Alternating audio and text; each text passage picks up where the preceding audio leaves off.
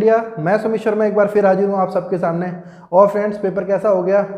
मुझे तो उम्मीद है कि सबका पेपर बहुत अच्छा हुआ होगा। मैं मानता हूँ कि मॉडरेट पेपर था और थोड़ा सा ये मान लो कि जितना एक्सपेक्टेशन कर रहे थे मैथ्स का, लॉगरिथम एक्सपोनेंशियल फंक्शन से न्यूमेरिकल्स नहीं है, बट प्रोबेबिलिटी ने पूरा साथ दिया और प्रोबेबिलिटी वही आई जैसे हमने कराई, वही टॉपिक्स थे। फ्रेंड, मैं ये नहीं कहूँगा कि वही टॉपिक्स थे, डेफिनेट था कि टॉपिक जैसे लिखे गए थे सिलेबस के हिसाब से, उसके हिसाब से पेपर आया है। मॉडरेट पेपर है, ये मैं कहूँगा कि न्यूमेरिकल भी थे, कुछ थियोरटिकल भी थे। तो जो स्टैट्स का पार्ट था लगभग जितना हमने सोचा था कुछ ऐसा ही था। और मैथ्स में मैं मानता हूँ कि हाँ, कि कुछ चीज़ें होनी चाहिए थी, ज़्यादा हो सकती थी, डिफरेंशिएबिलिटी कंटिन्यूटी नहीं था, लेकिन फिर भी कुल मिला के सब कुछ अच्छा रहा और अच्छा रहा होगा आपका भी। ओके, तो आगे चलते हैं फ्रेंड्स। आज जो मैं अभी वीडियो लेके आ रहा हूँ वो प्रोबेबिलिटी के जितने भी क्वेश्चंस हैं, या ये कहूँ कि जो मैथ्स का पोर्शन है सहज मार्ग मैथ्स क्लासेस पर, वो सॉल्व किया जाएगा। दूसरा, कट ऑफ का एनालिसिस किया जाएगा, प्रेजेंट कितने बच्चे प्रेजेंट रहे हैं उसके आधार पर मैं एक एनालाइज करने वाला हूँ। जैसे कि मैंने पहले भी बोला था कि सफलता से पहले कट ऑफ जाना जरूरी है और एग्जाम के बाद भी। चलते हैं आगे फ्रेंड्स। यदि बात करें फर्स्ट क्वेश्चन की, हम लेते हैं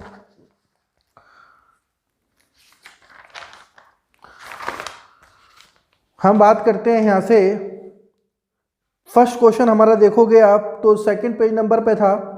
2 cards are drawn successfully without replacement from a pack of 52 cards, what is the chance that they will be the S.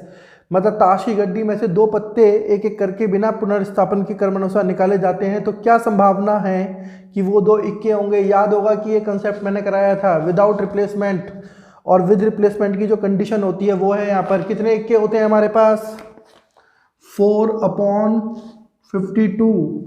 और यदि मैंने एक कार्ड पहले निकाल लिया है और दूसरा मैं बाद में निकालता हूँ जिसमें मुझे कोई प्रॉब्लम नहीं है, विदाउट रिप्लेसमेंट निकालना है, तो टोटल कार्ड्स मेरे पास हो जाएंगे 3/51। तो मुझे दोनों कार्डों के निकालने की प्रोबेबिलिटी बतानी है। तो फ्रेंड्स, ये हो जाएगा मेरा 4/51/351, देन 1/13 और now 1/17, और आई थिंक 2/1, और सबका करेक्ट ऑप्शन होगा सी। फ्रेंड, उसके बाद हम इसी के सेकंड क्वेश्चन पे जाते हैं। वहाँ 38 नंबर जो लिखा हुआ है, function having the constant base and the variable exponent is known as. जिस फलन में स्थिर आधार और चल घात हो वह क्या कहलाता है। सब जानते हैं, मैंने कराया था एक्सपोनेंशियल फंक्शन। क्यों, क्या कह रहा है, a⁴x। जो हमारा कांस्टेंट है वो तो बिल्कुल फिक्स है, लेकिन जो हमारी पावर है ना वो कैसी है, चल घात है।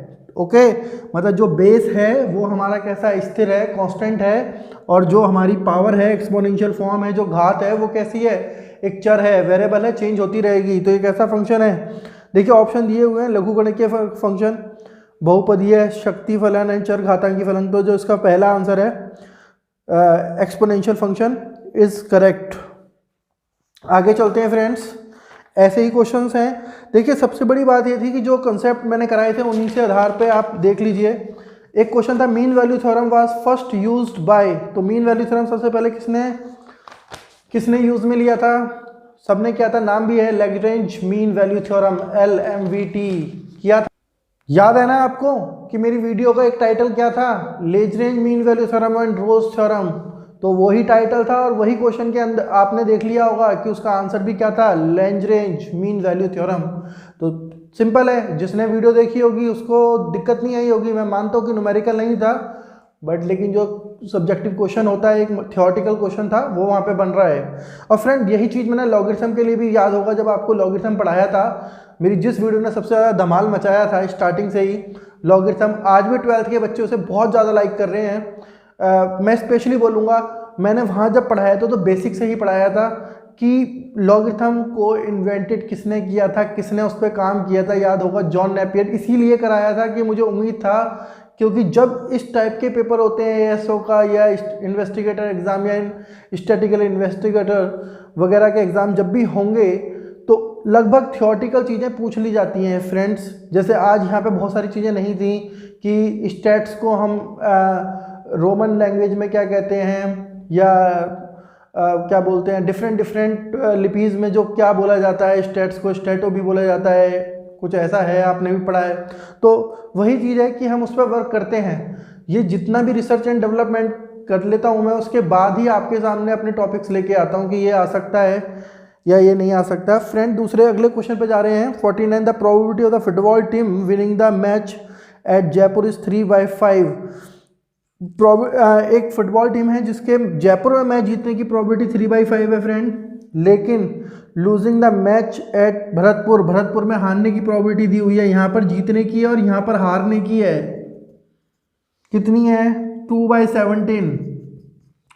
वो कहता है कि what is the probability of team winning at least one match, कम से कम एक मैच जीतने की प्रायिकता तो बताओ। फ्रेंड याद होगा आपको, ये होती है प्रोबेबिलिटी ए यूनियन बी, और ये बनता है 1 - PA' इंटू PB'। यहाँ पर PA' क्या है आपको पता होगा। PA यहाँ पे जीतने की प्रोबेबिलिटी है, तो A' क्या है? हारने की प्रोबेबिलिटी है 3/5। इसे हम क्या लिख सकते हैं? PA' हमारा क्या हो जाएगा? 1 - 3/5 नॉट 2/5 इंटू 2/17 और 85। यहाँ 85 एलसीएम हो गया। Now -4/85 then 81/85। Then option C is correct. Friend ये सारे टॉपिक मैंने अपने multiplication and addition law of probability में कराए थे, आप जाके देख सकते हैं वहाँ पर। फ्रेंड इसके बाद हम आगे चलते हैं, इसी से रिलेटेड हमारे क्वेश्चंस थे। और आपको पता है बेस थ्योरम का सीधा सीधा क्वेश्चन आ गया था एग्जाम में। और सबसे बड़ी बात मैं आपको जो बताने वाला हूँ वो ये था कि जो मैंने शॉर्टकट मेथड आपको बताया था प्रोबेबिलिटी के अंदर मीन निकालने का, जिसे हम EX बोलते हैं, वो क्वेश्चन भी यहाँ पर आया था वेरिएंस को लेकर। वो मैं आपको बताता हूँ। For a binomial distribution if n = 4 p = 1/3। आप देख रहे होंगे अपने क्वेश्चन पेपर में, देख सकते हैं क्वेश्चन नंबर 64 था। वो कह रहा था कि परसेंट की मूल्य बताएं, मतलब वैल्यू ऑफ वेरिएंस। तो याद होगा वेरिएंस मैंने क्या लिखवाया था? NPQ। बेटा 4 आपका n हो गया, p आपका 1/3 हो गया, और q क्या होता है याद होगा आपको? q = 1 - p। आप देख सकते हैं वीडियोस में जाकर कि इस टाइप के पूरे क्वेश्चंस मैंने आपको बताए हैं। 8/9 हो गया इसका आंसर। उसके बाद आगे चलते हैं, वेरिएंस ऑफ बाइनोमियल। देखिए इसी का क्वेश्चन है, इसी से मिलता जुलता फिर आ गया, यही क्वेश्चन है, आपको बताता हूँ। सेम डिक्टो क्वेश्चन है, बस अब यहाँ डिजिट नहीं है। वो कह रहा है variance of the binomial distribution with the parameter n and p। n और p की फॉर्म में आपको वेरिएंस निकला है। फॉर्मूला यही है, यही फॉर्मूले को इसने कह रहा है इस q को एलिमिनेट कर दो सर। क्या लिख सकते हैं? 1 - p, ये वाला p की फॉर्म में लिख रहे हैं। और इसको थोड़ा सा सॉल्व कर लें तो ये बन जाएगा हमारा ये, बल्कि आप ऊपर देखेंगे तो ये वाला आंसर ही दिया हुआ है, आगे सॉल्व करने की जरूरत नहीं है। और इसका भी ऑप्शन नंबर सी करेक्ट है। चलें अब आगे हम आते हैं क्वेश्चन नंबर 73 पर।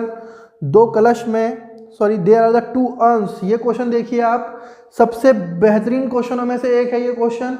बेस थ्योरम का क्वेश्चन था, मैंने आपको बोल दिया था कि क्वेश्चन बनता है यहाँ से, और इसके लिए मैंने जो ट्रिक बताई थी वो लगभग मेरे स्टूडेंट्स को काम आ गई होगी। P वाली, कैपिटल P और स्मॉल p, राइट। देखो कहता है कि 2 अर्न है हमारे पास, 2 थैले हैं या 2 बैग हैं, आप ये मान लीजिए। पहले बैग में 1 वाइट है और 6 रेड बॉल हैं, दूसरे वाले में 4 वाइट हैं और 3 रेड बॉल हैं। ओके, वो कह रहा है 1 of the earn in selected. पहले अर्न सेलेक्ट होगा तो दोनों में से कोई एक बैग सेलेक्ट हो जाएगा। कलश है, कलश कहेंगे, पॉट में से कोई एक सेलेक्ट हो जाएगा। तो पहले कलश के सिलेक्शन होने की प्रोबेबिलिटी हो जाएगी। याद होगा पहले मेजर इवेंट को मैंने कैपिटल P बताया था आपको, P1 ले सकते हो आप 1/2 और P2 भी हमारा 1/2 याद आ गया होगा सबको। स्मॉल p1 क्या था? जो बाद में इवेंट घटेंगी। जब हमने कलश चूज कर लिए हैं उसके बाद वो कह रहा है कि पहले कलश से वाइट बॉल निकालो और दूसरे कलश से भी वाइट बॉल निकालो, तब ये प्रोबेबिलिटी हमारी बन जाएगी 1/7 और यहाँ बन जाएगा 4/7। वाइट बॉल कितनी है दूसरे कलश में? 4/7। अब वो पूछ क्या रहा है, क्या प्रायिकता बताइए कि वह पहले कलश से निकल गई है, मतलब बॉल सफ़ेद ही होनी चाहिए लेकिन पहले कलश से निकाली जानी चाहिए। फ्रेंड ये E1 है, ये E2 है, याद होगा मैंने ऐसे ही सिखाया था आपको। और ये जो इवेंट है गेटिंग द वाइट बॉल, ये हमारा A है। अब यहाँ A/E1 और A/2 क्या है कि पहले हमने कलश चूज़ कर लिया, उसके बाद हम बॉल निकाल रहे हैं। तो हम आगे चलते हैं, हमें जो निकालना था वो कह रहा है कि what is the probability that it's drawn from the first bag. मतलब फर्स्ट वाले अर्न से बॉल निकलेगी, तो आप बताएंगे हमें निकालना है पी इवन बाय ए। तो याद होगा मैंने क्या ट्रिक बताई थी, इन दोनों का इंटू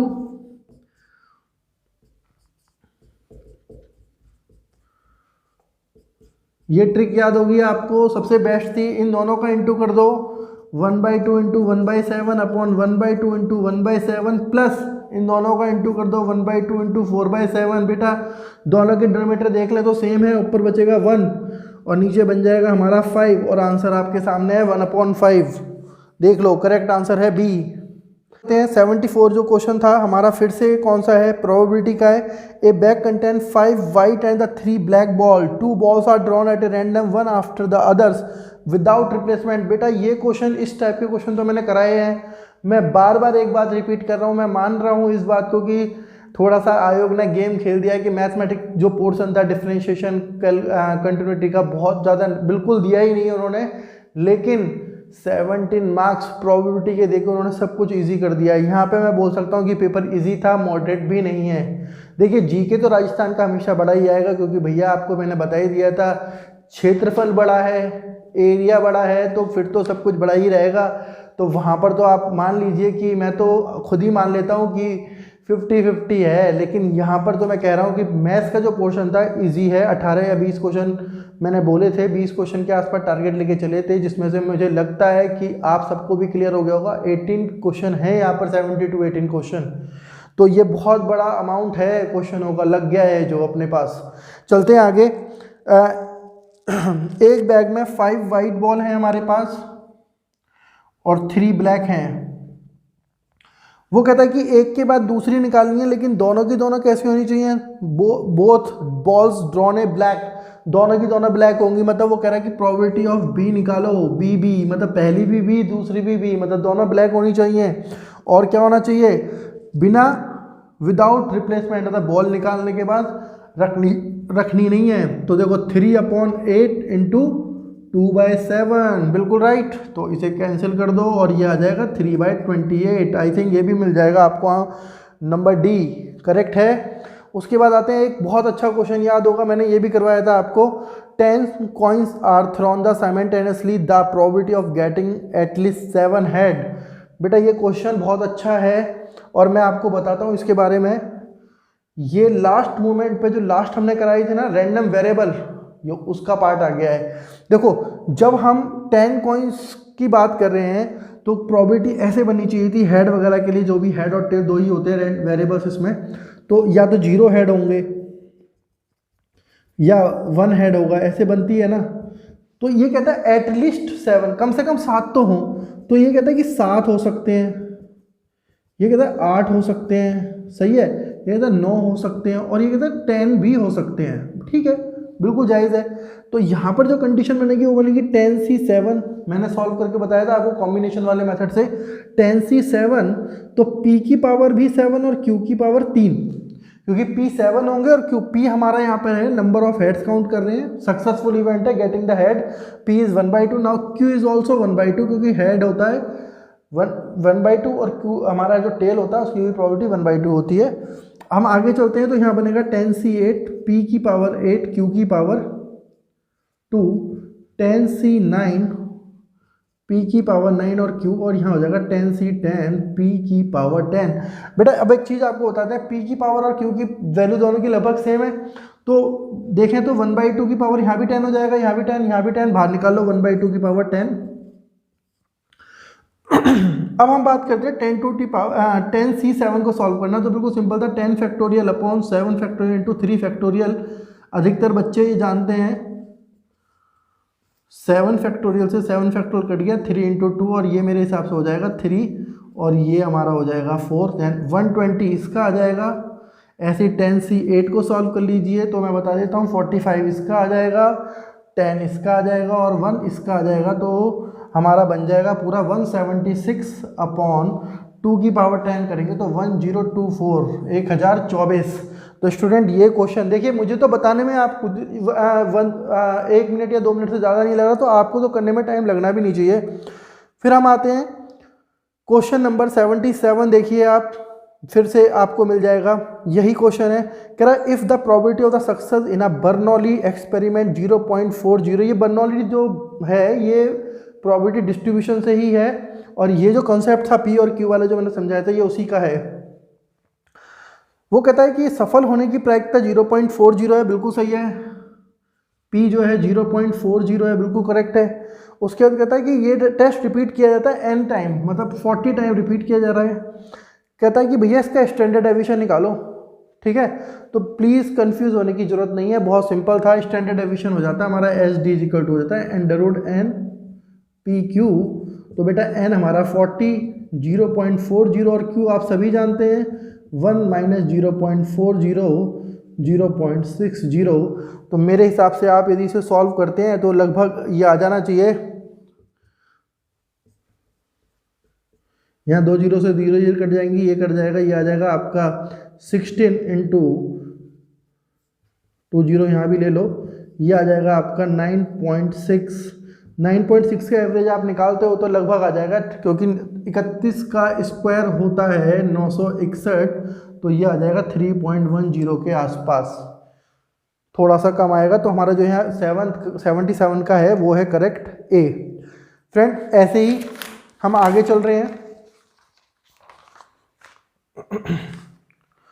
देखो एक क्वेश्चन और है हमारे पास 2 क्वेश्चन और हैं 87 और 88, यहाँ पर सीधे सीधे, और 85 भी है। बहुत इजी क्वेश्चन। सबसे बड़ी बात है कि वो कह रहा है, देखिए यहाँ पर एडिशन आ गया। अब बिल्कुल मैं ये कहूँ कि जो कंसेप्ट मैंने कराए, क्वेश्चन मैं नहीं कराता हूँ, कंसेप्ट जो मैंने कराए वो बिल्कुल लगे हैं। वो कह रहा है कि 52 ताश के पत्तों के एक साधारण पैक से एक पत्ता निकाला जाता है, पान या हुकुम का होगा। तो हार्ट और स्पेड और हार्ट दोनों हैं, मतलब पान या हुकुम का पत्ता होगा। व्हाट इज़ द प्रोबेबिलिटी, इसकी क्या प्रायिकता है। तो बेटा आप समझो कि हार्ट के पान के कितने पत्ते होते हैं 13, तो 13 + 52, और स्पेड हुकुम के कितने पत्ते होते हैं 13, ये भी 52। और बेटा यहाँ पर यदि बात करें हर्ट और स्पेड की तो इनका कोई कॉमन पत्ता नहीं होता है।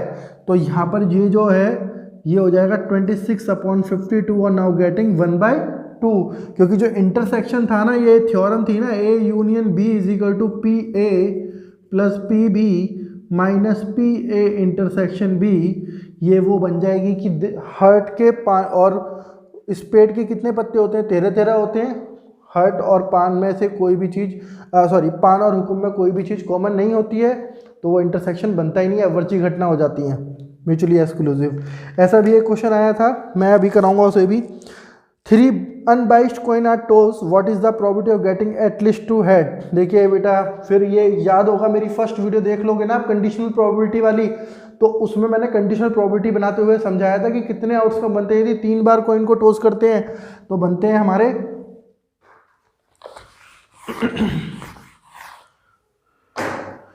कुछ ऐसे बनते हैं HHH, HHT, HTT, HTH, THH, TTH, THT और TTT। बेटा मैंने यहाँ बात करी है कम से कम 2 बार टेल आने की, तो कम से कम 2 बार का मतलब क्या है, 2 भी आ सकते हैं और 3 भी आ सकते हैं। तो एक तो ये हो गई, एक ये हो गया, एक ये हो गया, और एक हमारा ये हो गया। कितना हो गया 4/8 हो गया। Then answer will be 1/2।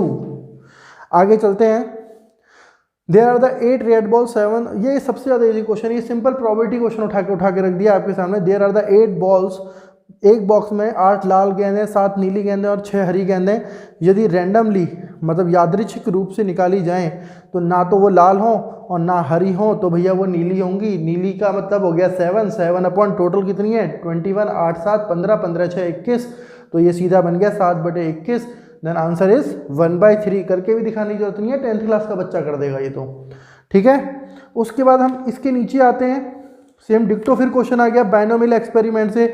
देखिए एक ही चीज़ कई बार रिपीट हुई है, ये बात आप स्टैट्स के क्वेश्चन में भी देख सकते हैं। एक ही चीज़ को कई बार घुमा के पूछा है उन्होंने।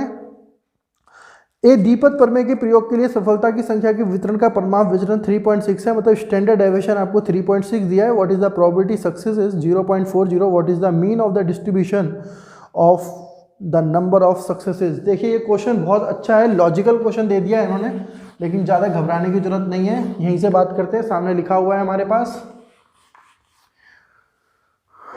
वो कहता है कि एस डी हमें दिया हुआ है, एस डी कितना दिया हुआ है 3.6 मान लेते हैं, यहाँ पे दिया हुआ है, माना नहीं है, लिखा ही हुआ है। And what is the mean of the distribution the number of successes. देखो क्वेश्चन को यदि समझ लें यहाँ पर तो ये हमारा हो जाता है स्क्वायर और ये बन गया हमारा एन पी क्यू। ओके, अब ये हमारा मीन होता है, याद होगा मैंने लिखवाया था आपको, मीन इज इक्वल टू क्या होता है, एन पी होता है। तो ये मीन ही पूछ रहा है, तो ये 3.6 इंटू 3.6 और ये हमारा मीन हो गया, इसे हम लिख सकते हैं एक्स मीन या ई एक्स लिख लेते हैं, और क्यू होता है हमारा 1 माइनस पी। तो बेटा पी आपको इसमें दिया हुआ है, सक्सेस इवेंट दी हुई है, सफल होने की प्रायिकता दी हुई है 0.40, तो क्यू कितना हो जाएगा 0.60, इसे अपॉन में ले आओ तो 3.6 इंटू 3.6 अपॉन 0.6, पॉइंट से पॉइंट से रिड्यूस करो और यहाँ 6 और ये आ गया 21.60। बेटा सब आंसर दिए हुए हैं, यहाँ पे देख सकते हैं 21.60 दिया हुआ है, answer number D.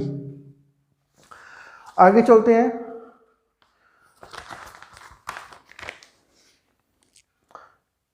A number is chosen at a random among the first 120 natural number. The probability of the number chosen being a multiple of 5 और 15। देखिए बहुत अच्छा क्वेश्चन आ गया, फिर से ये थ्योरम यूज हो जाएगी, A union B P A plus P B minus P A intersection B. मतलब कह रहा है कि 120 नंबर तक मल्टीपल 5 और 15 के चाहिए, तो 5 के मल्टीपल ढूंढ लो और 15 के ढूंढ लो, और जो 5 एंड बी 15 में कॉमन हो वो ढूंढ लो। तो भैया ठीक है, 5 के हो जाएंगे 24, क्योंकि 24 5 जा 120, तो 24 अपॉन 120 प्लस 15 के हो जाएंगे 15 8 120, 15 8 जा 120, देन 8 अपॉन 120। अब बात करते हैं कॉमन की। कॉमन वो सब होंगे जो इनके एलसीएम से कट जाएंगे। तो वो बड़ा नंबर कौन सा है, 5 और 15 का यदि एलसीएम निकालोगे, आप सबको पता होगा एलसीएम ऑफ 5 और 15 कितना होता है 15। तो 15 से कटने वाले सारे नंबर 5 से भी कटेंगे और 15 से भी कटेंगे। तो बेटा यहाँ पे 8 अपॉन 120 आएगा, ये कैंसिल हो जाएगा और आंसर आ गया 1 अपॉन 5। तो जो स्मार्ट बच्चे स्मार्ट स्टडी करके गए होंगे उनको प्रॉब्लम आई नहीं होगी, फैक्ट है। दो पासों को एक बार फेंकने पे कम से कम यार 11 का योग आना है, कम से कम एटलीस्ट 11। तो ज़्यादा से कम 11 कह रहा है, तो ज़्यादा से ज़्यादा कितना हो सकता है 12 हो सकता है। तो 11 और 12, तो 11 का सम कितने तरीके से आ सकता है 6 5 5 6 और देन 12 इज 6 6, नाउ 3/36। क्योंकि यदि दो पासों से आप घर में खेल रहे हो तो टोटल आउट्स में बनेंगे 36। तो ये आपके सामने क्लियर है, देन आंसर विल बी 1/12। ऐसा कोई मैंने आंसर कराया नहीं जो ऑप्शन में दिखाई नहीं दिया होगा आपको। ओके, तो ये तो बात हो गई आपकी कहाँ तक। आगे के दो क्वेश्चन शायद मेरे से छूट गए हैं, वो भी मैं बता देता हूँ आपको। हाँ, 41 था हमारा question. If event A and B are not mutually exclusive the probability that either A or B occur is. यदि म्यूचुअली एक्सक्लूसिव वो नहीं है तो कौन सा होगा, बी ऑप्शन होगा बेटा इसमें। ओके, बी ऑप्शन होगा। क्या कह रहा है, म्यूचुअली एक्सक्लूसिव नहीं है। म्यूचुअली एक्सक्लूसिव नहीं है तो मतलब ये वाला स्टेटमेंट बना रहेगा, यदि म्यूचुअली एक्सक्लूसिव होती तो ये 0 हो जाता। ठीक है, तो ये क्लियर हो गया। आपका एक क्वेश्चन और बचता है, वो भी मैं एक्सप्लेन कर देता हूं यहाँ पर। If an event B has occurred it is known that P B is equal to 1 then conditional probability P A upon B is equal to. बेटा यहाँ पर एक छोटा सा डाउट है कि यहाँ दो आंसर भी हो सकते हैं, उन्होंने पूरा क्वेश्चन दिया है या नहीं दिया है। तो यहाँ पर पी ए भी हो सकता है क्योंकि बी घट चुकी है तो ओनली पी ए बचेगा, या यहाँ पर 1 हो सकता है आंसर। तो सबसे लास्ट में जो मैंने ये एक्सप्लेन कराया है वो इसीलिए कराया है। वैसे तो यहाँ पर आपका आंसर दोनों ही है, मैंने बोल दिया आपको पी और पी ए भी हो सकता है क्योंकि ए ऑलरेडी घट चुकी है और उसकी प्रोबेबिलिटी 1 है। और मेरे हिसाब से जो मैं खुद कहूँगा तो इसका आंसर आएगा 1, क्योंकि पी ए इंटरसेक्शन बी भी पी बी हो जाएगा और ये हो जाएगा 1। तो फ्रेंड्स ये थे आपके 17 to 18 क्वेश्चन थे जो प्रोबेबिलिटी से थे, जिनका मैंने आपको आंसर मैंने जैसे आपसे प्रॉमिस किया था कि आंसर की आएगी, तो मैं उसके मैथ्स के क्वेश्चन जो मैंने सहज मार्ग मैथ्स क्लासेस के माध्यम से आपको सॉल्यूशन कराए थे, अधिकतर क्वेश्चन वही थे। आप भी मेरे पे टेस्ट बना के चलिए। थोड़ा सा मैं फिर से कहना चाहूँगा कट ऑफ को लेकर। कट ऑफ जो मैंने आपको एक आइडिया दिया था 65 to 75। देखिए यदि मैं बात करूँ उपस्थित छात्रों की एग्ज़ाम में तो बहुत कम उपस्थिति रही है। बहुत कम उपस्थिति रही है, सुबह तक शायद आंकड़े भी आ जाएं इस चीज़ के, ठीक। लेकिन मैं चाहता था कि मेरे जो बच्चे हैं, जो मेरे फ्रेंड्स हैं, जो पेपर दे के आए, वो किसी भी तरह के भ्रम में ना रहें। बहुत कम उपस्थिति रही है और मैं जानता हूं कि उपस्थिति बेशक कम रही है, लेकिन 62 ही सीट हैं, तो 75+% तो जाना ही है। 75 जो मैंने बोला था कि 65 to 75, मैंने जो अपनी पिछली कट ऑफ में बोला है ना कि 65% to 75, बेटा कम मार्क्स नहीं है 67 to 75%। एक बच्चा है जो कहता है कि सर मैं 130 क्वेश्चन अटेम्प्ट करके आया हूँ और उसके यदि 30 क्वेश्चन गलत हो गए ना तो 10 नंबर और जाएंगे, ये 90 पे आ जाएगी कट ऑफ। यदि कोई बच्चा बोल रहा है कि मैं 140 करके आया हूँ और उसके हार्डली 20 क्वेश्चन भी गलत हो जाते हैं ना, तो 120 तो ये रह गए और 6 और कम कर दो, 115। और मुझे नहीं लगता कि जीके को देखकर 140 वाला कोई बच्चा होगा, क्योंकि जीके मैंने जैसे पहला बोल दिया था कि जीके तो टफ है ही यार, ठीक। तो वही चीज़ है कि ये कम नहीं है, इसके अराउंड ही मिलने वाली है, क्योंकि बेटा 65% का मतलब है 97 नंबर और 75 का नंबर है 112 नंबर। तो आप समझ गए होंगे 12.5 112, आप समझ गए होंगे कि 75% नंबर का मतलब है 112.5। तो इतना क्रॉस कर पाना, आप समझ रहे हैं, बहुत आसान नहीं होगा इस पेपर के लिए। तो फ्रेंड, आप कट ऑफ का थोड़ा वेट कर लीजिए, अभी 2-4 दिन में आंसर की भी, ऑफिशियल आंसर की भी हो जाएगी। आप अपनी आंसर की से अपने जो आप क्वेश्चन करके आए हो, जो आपको OMR सीट का डुप्लीकेट फॉर्म मिला है, उसे आप यूज़ करके फटाफट से अपनी कट ऑफ आके मेरे कमेंट बॉक्स में जाके लिखिए कि आपके कितने क्वेश्चन करेक्ट हो रहे हैं। एग्जैक्टली कट ऑफ इसी के अराउंड बैठेगी, आप सब खुद भी एनालिसिस करके देखिए कि आपके कितने क्वेश्चन गलत हुए हैं और कितने सही हैं। तो मैं बता रहा हूँ आपको कि जो मेरा डाटा रहा है, तो सबसे पहले मैं उन लोगों को थैंक यू कहना चाहूँगा जिन्होंने मेरी वीडियो का लाभ उठाया। सबसे बड़ी बात ये थी कि जो प्रोबेबिलिटी की जो वीडियोस थी वो मेरी लगभग पूरी सक्सेस हुई हैं, और मैं बार बार उन लोगों का बहुत आभारी हूँ जिन्होंने मेरे पे विश्वास बनाए रखा और वो मेरे से जुड़े रहे। उन्होंने यदि मेरी वीडियो देख कर तैयारी करी है तो डेफिनेट उनके लिए बहुत हेल्पफुल हुआ होगा। तो फ्रेंड, ऐसे ही वीडियोज़ में लाता रहूँगा, मोटिवेट करती रहिए। ये पहला एग्ज़ाम था, इन्वेस्टिगेटर एग्ज़ाम, जिसके लिए मैंने आपको फुल प्लेलिस्ट के साथ अपना इंट्रोडक्शन भी दिया, एक तरीके से एक शानदार प्रेजेंटेशन दी है। अब आपको बताना है कि आगे चलते हैं हम, भाई हमसे मेरे से आप जुड़े रहिए। मैं अब जो नेक्स्ट तैयारी है वो 15 डेज़ वाला ही पैटर्न यूज़ करने वाला हूँ। किसके लिए? पटवारी एग्ज़ाम के लिए। तो प्लीज़ मेरे से जुड़े रहिए, मुझे मोटिवेट करते रहिए, कमेंट बॉक्स में जाके लिख दीजिए। और प्लीज़ सबसे कह रहा हूँ, ऑफिशियल आंसर की आने के बाद बता देना यार कितने मार्क्स बन रहे हैं आपके। और उस भाई को खासकर थैंक यू बोलूँगा जिसने बोला था कि सर कट ऑफ को लेकर आप बिल्कुल सही हैं, क्योंकि वहाँ से मुझे बहुत ज़्यादा मोटिवेशन मिला था। Thank you. नाम तो मुझे अभी याद नहीं आ रहा उस भाई का, एक्चुअल में उन्होंने लिखा था कि आप कट ऑफ को लेके बिल्कुल सही हैं, क्योंकि मैंने बहुत ज़्यादा रिसर्च करने के बाद वो कट ऑफ देखी थी और उसके बाद एक अंदाज़ा लगाया था, क्योंकि मैं 3-4 बार, कई बार मैं एक एग्ज़ाम खुद भी करेक्ट कर चुका हूँ लगातार। पिछले 1 साल के अंदर 3 एग्ज़ाम्स मैंने रिटर्न क्लियर करे हैं। तो वो एक एक्सपेक्टेशन जो कट ऑफ थी, मुझे पता था लगभग इतने अराउंड बैठती है। देखिए, कट ऑफ का एक ही फंडा है, यदि किसी बंदे से बोला जाए ना कि आप एक बार बॉल उछालो तो वो एक मैक्सिमम हाइट पे जाती है, और उससे यदि 4 बार भी वो बॉल उठवाओगे ना, उछलवाओगे, तो वो फिर उसी हाइट से नीचे जाएगी, और यदि ऊपर जाती है ना तो उसके लिए उसे बहुत पावर लगानी पड़ती है। तो बेटा कट ऑफ का तो पैटर्न लगभग एक जैसा ही होता है, सब कुछ डिपेंड करता है पेपर पर। कट ऑफ केवल हमें क्या देती है? एक गाइडेंस दे देती है, मार्गदर्शक दे देती है कि यार हमें ना इस इफिशिएंसी से चलना है, और सब कुछ सबसे ज़्यादा डिपेंड करता है कि नंबर ऑफ़ वैकेंसीज कितनी हैं। तो थैंक यू, आप मेरे से जुड़े रहे। पटवारी के लिए आप जुड़े रहिए। मेरी जो अगली वीडियो आएगी वो पटवारी के प्रॉफिट लॉस पर, एवरेज पर, या किसी भी धमाके पर हो सकती है, तो प्लीज़ जुड़े रहो। मैथ्स का कोई पोर्शन मैं छोड़ने वाला नहीं हूँ। तो आप सबने देख ही लिया होगा। मैं और सबसे यही बोलूँगा कि क्वालिटी एजुकेशन के लिए कहाँ जुड़े रहें? सहज मार्ग मैथ्स क्लासेस पर जुड़े रहें। Thank you very much. और अपने फ्रेंड्स को अब तो कह सकते हो ना यार कि सब्सक्राइब करवा दो यार, तो सब्सक्राइब कीजिए, शेयर कीजिए, ताकि और भी आपके फ्रेंड्स इस वीडियो का लाभ उठा सकें। Thank you very much.